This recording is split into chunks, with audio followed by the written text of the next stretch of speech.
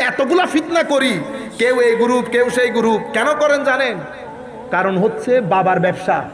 ব্যবসা কার? ইয়া গড়ে গড়ে মারামারি চলে দেখার গরত, যার সম্পদ হন না সম্পদ বেশি। আপনারও স্টেজ তৈরি পেয়েছেন, চট্টগ্রামে থাকেন, আশপাশে গলা বড় করে কথা বলতে পারছেন, কেউ কলার ধরার নাই, সেই কারণে 3x3 গ্রুপে জয়েন করেছেন। কাশ যদি পারতাম আমার সাথে নিয়ে যেই যেই মজলিসে আমরা যাই আপনাদেরকেও যদি নিয়ে যাইতে পারতাম, তারপরে দেখতাম গ্রুপিং কোথায় যায়। জ্যামাইকা গেছিলাম। জ্যামাইকা মানে হচ্ছে ওয়েস্ট ইন্ডিজের পাশের একটা দেশ, ক্যারিবিয়ান কান্ট্রি। সব রিভার্টেড মুসলিম, অরিজিনাল মুসলমান না, মা বাপ মুসলমান না। চিন্তা করতে পারবেন, আমি ওদেরকে দেখে রাতে চিন্তা করতেছি, এরা নামাজ পড়তে জানে না ঠিক, আইন বলতে পারতেছে না, কফ বলতে পারতেছে না, আর আপনি বসে কোরআন শরীফ জানেন না। সেই আইন শিকার জন্য বা শিকার জন্য তাদের, আমাদের জবান তো ফ্লেক্সিবল, আমরা যে কোনো শব্দ অক্ষর উচ্চারণ করতে পারি, আমরা তো চাইনিজও শিখে ফেলি, কিন্তু তাদের মুখ দিয়ে বের হচ্ছে না শব্দ। পাগল হয়ে যাচ্ছে কোরআন শিকার জন্য। মা বাপ মুসলমান না, কেউ মুসলমান না, একজন মুসলমান হয়েছে। ধর্মের জন্য এত বেকুলতা, মসজিদের খেদমত, মসজিদের সাথে লেগে থাকা।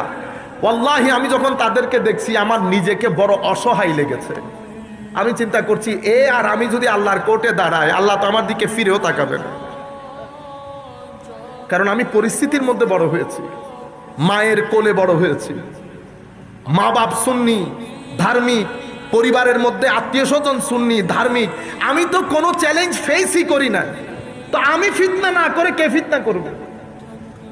কিন্তু তাদের মধ্যে পাশে হিন্দুরা এক এক ধর্মের লোক ঠেলাঠেলি করে না, আবার আমাদের মধ্যে বিভিন্ন ফেরকা আছে, তাদের ঠেলাঠেলি। মানুষ কত কষ্ট করছে ধর্মটা শিকার জন্য, কিন্তু ওদের মধ্যে কোনো ফিতনা নাই। কেন নাই? কারণ তারা সারভাইভালের মধ্যে আছে, কিভাবে নিজেকে বাঁচাবো। এখন আমি বক্তব্য দিচ্ছি, বক্তব্যের মধ্যে 3 জন বসেছে অন্য ফেরকার, অমুক ফেরকার, 3-4 জন বসেছে খ্রিস্টান, বড় বড় লয়ার। আচ্ছা হন চাই এটা অনেক কি বক্তব্য দিবেন?